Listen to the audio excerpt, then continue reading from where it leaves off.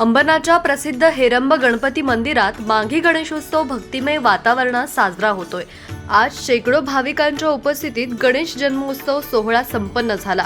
माघी गणेशोत्सवानिमित्त दरवर्षी हेरंब मंदिरात उत्सव आयोजित केला जातो। आज सकाळी 11 वाजता कीर्तनाची सुरुवात झाली।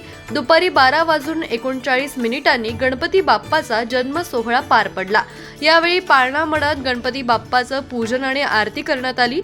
यानंतर महाप्रसाद, सायंकाळी 5 वाजता पालखी सोहळा आणि रात्री 8 वाजता महाआरती होणार असून यावेळी भाविकांनी मोठ्या संख्येनं उपस्थित राहण्याचं आवाहन हेरंब सेवा समितीचे अध्यक्ष अभय सोमण आणि विश्वस्त मंडळानं केली आहे।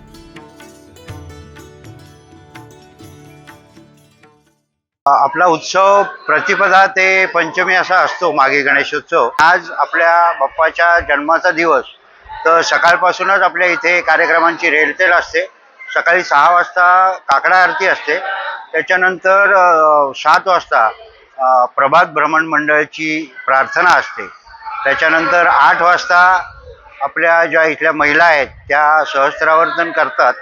11 वाजता आपल्या कीर्तनाला सुरुवात होते आणि 12:39 जन्म झाल्यावर आरती केल्यानंतर आपला महाप्रसाद चालू होतो। संध्याकाळी 5 वाजता आपली हेरंब बाप्पाची पालखी आहे, तर त्या पालखीत सगळ्यांनी सहभागी व्हावं असं मी सगळ्यांना आवाहन करतो। तसंच 8 वाजता आपली महाआरती असते, त्या महाआरतीमध्ये पण सगळ्यांनी सहभागी व्हावं।